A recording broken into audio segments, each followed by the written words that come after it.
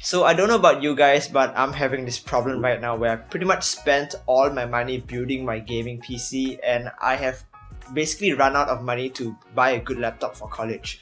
So what I did is basically just went online and bought the cheapest second-hand laptop I could find for college that could just run the most basic tasks like Microsoft Word and PowerPoint. So every now and then I run into this issue where I am outdoors and I want to play games on my laptop, but I just can't because the hardware capabilities of my laptop is just so bad that it can't even run Minecraft or even online shooter games at anything higher than 30 FPS.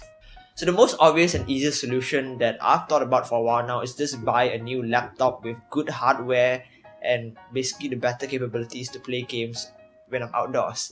So I've ran into a few issues here. Number one, money. It's just going to be a huge waste of money. And number two, I'm not even outdoors that often, so it doesn't really justify me spending that much money on a new laptop when for the majority of the time I'm going to be at home anyways. But the issue still stands that on those rare occasions where I do want to play games when I'm outdoors with my laptop, I can't just because my laptop's hardware is so bad. So today's video is basically me trying to fix that issue using other ways rather than buying a new laptop. So the solution that I've come up with today is to basically try some game streaming services, basically system streaming services, to see if I can play games on my PC through my laptop through one of these services. So the few services or softwares that we're going to be testing out today is number one, TeamViewer. So I'm sure we're all familiar with TeamViewer. TeamViewer is basically a free remote desktop control software, and I use TeamViewer on pretty much a daily basis to edit photos or videos on my PC through my laptop when I am at college. But I haven't tried to play any games through TeamViewer yet, so we're going to test today if that's even possible, and if it is, we're going to see how good it is in terms of quality and latency. So the second software or service we're going to try today is Steam Link. So Steam Link is probably the most popular software for system game streaming just because it's popular with gamers, and I think Steam Link only works with Steam games, but I'm not sure. We're going to test it out today and we're going to compare it to the other services in this video. So the third and final streaming service or software we're going to be trying today is GeForce Now. So GeForce Now isn't really a system-to-system streaming service, it's more of a cloud gaming service, and cloud gaming means that when you play a game, all the rendering and processing will be done in a server and not in your system.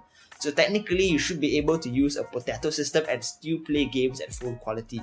So this is a little bonus segment for our viewers who don't have a high performance PC to start with and to stream from. But here's a little problem with GeForce Now.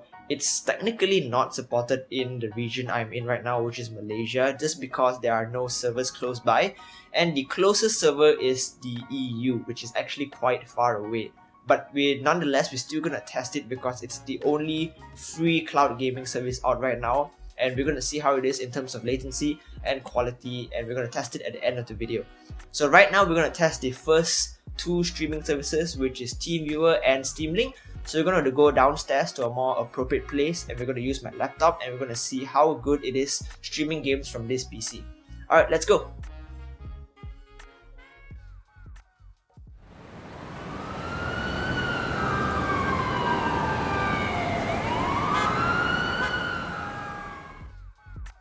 Alright, so we're here with my laptop and my PC behind me, and the first service we're going to be testing today is TeamViewer. So before we start testing, I want to show you guys the specs of my laptop. So we are running an Intel Celeron, 4 gigs of RAM and no dedicated graphics card. So this is basically what we're working with. And before we go any further, I want to do a little bit of speed test. So we are on pretty good Wi-Fi here, and this is basically just to eliminate any bottlenecks with latency or Wi-Fi issues. So it's 110 down, it's pretty good.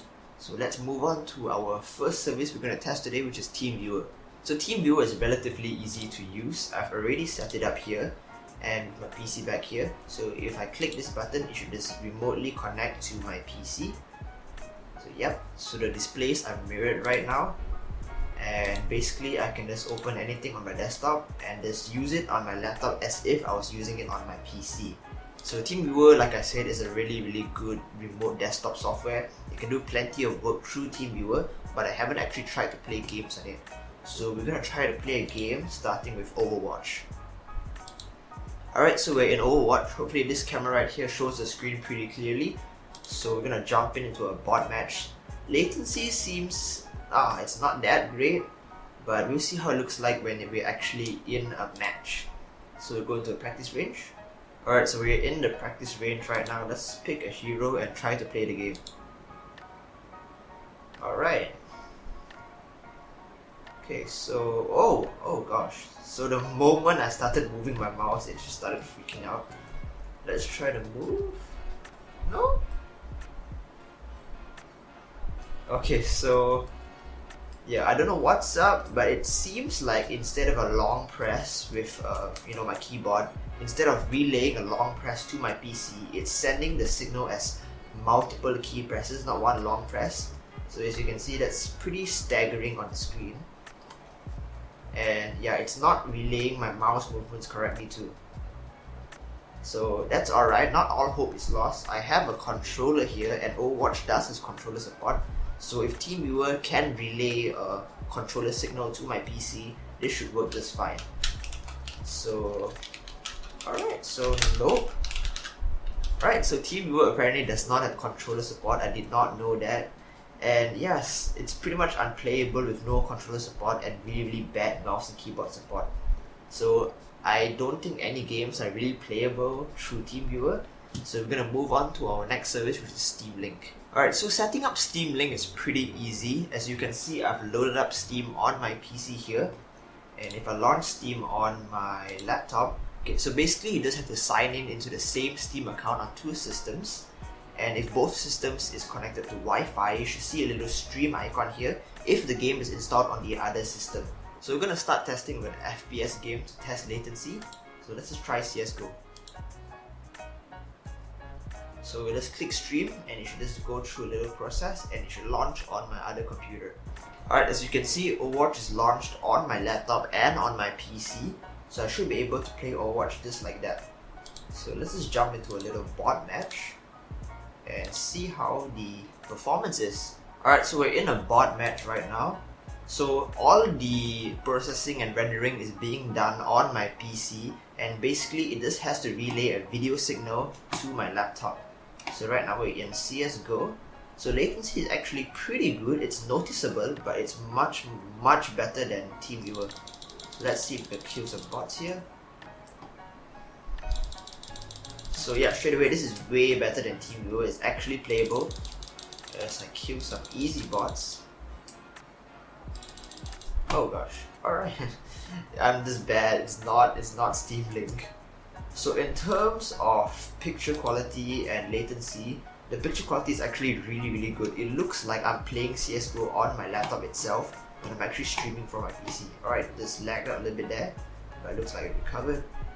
So in terms of picture quality, it's really good. Latency is definitely noticeable since I'm playing an FPS game, but we're gonna try a non-FPS of this and see whether that helps. Oh gosh, I just died. Alright, these bots are smoking me. So I would say it's pretty playable in terms of, if you're playing casually, but if you're playing competitively, it's really hard to get around that latency issue.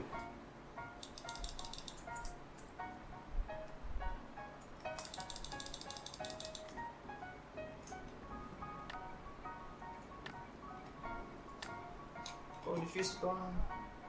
Alright, so I think we're done with CSGO here. So the latency is pretty noticeable, but if you're playing casually, it's not that big of a problem. So let's move to a game which, latency doesn't affect the gameplay too much. Alright, so right now we have Batman Arkham Knight loaded up, and I know Steam Link has controller support. So let's just launch a Batman Arkham Knight save file. So I'm in Batman Arkham Knight right now, just flying around Gotham, and as you can see, I'm using a controller. So Steam Link controller support is pretty good. And as you can see, playing a game like this, where latency is not that much of a problem in gameplay, it's very playable. And picture quality is amazing. I wouldn't be surprised if someone told me this was actually running on the laptop itself. I wouldn't question it even once. So as you can see, for Batman Arkham Knight, which is a game that doesn't really depend on latency, it's really playable, and I'm actually enjoying myself right now.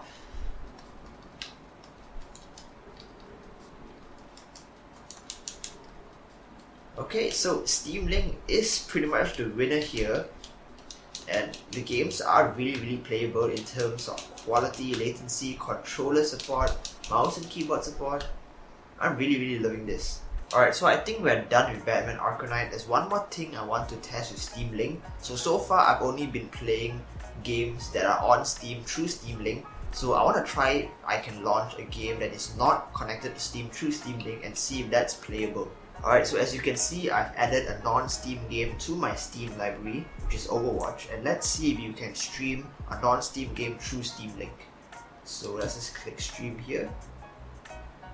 And my Blizzard app popped up, but it crashed on my laptop. So yeah, I think Steam Link does not support non-Steam games, pretty unsurprisingly. So Steam Link has a lot of upsides, which is, you know, good picture quality, good support for controller and mouse and keyboard. But one of its downsides, its biggest downsides, is if you don't have games on Steam, or if you don't play on Steam primarily, you won't have any way to play non-Steam games through Steam Link. So you're pretty much stuck with games that are on Steam only. Alright, so we have moved to my PC setup to test our final service for today, which is GeForce Now. So like I said, GeForce Now isn't a system-to-system streaming service, it's more of a cloud gaming service. So I do want to use my PC for this testing because I do want to use OBS Studio to record my screen so you guys can actually see what I'm doing properly and more clearly. Alright, so we're going to launch GeForce Now on my PC.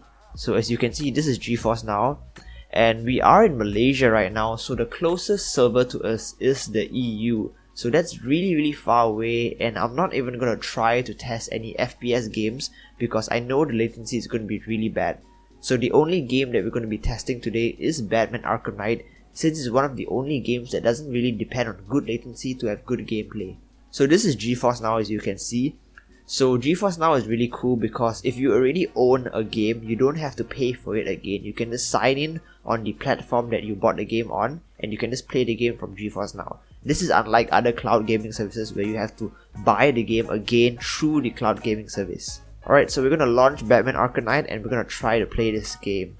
So I am on the free version of GeForce Now, so there is a little bit of a waiting time when you want to play games because there are other people in front of you, you have to wait for them to finish first, then only you can get on the service.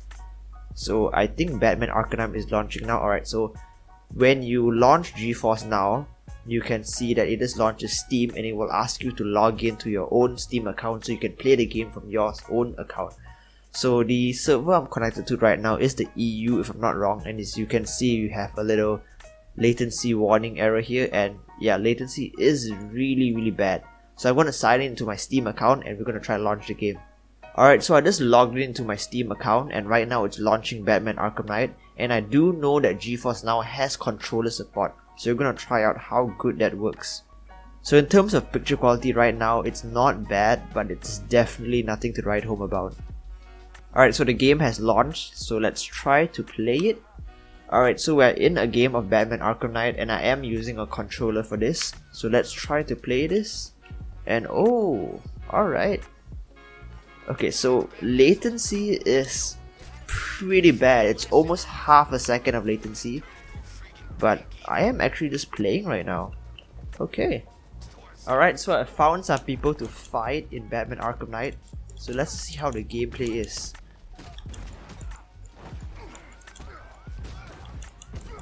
Alright, so for a game like Batman Arkham Knight where latency isn't that big of an issue and you don't really need like lightning quick reactions such as an FPS game, it's actually quite playable. And it's crazy to think that all the processing and rendering is done in a server thousands and thousands of kilometers away and it's being streamed to your PC at home. Alright, so I would say for a free service and for the server being thousands and thousands of miles away, this is a really decent playing experience. We got some goons trying to fight me here.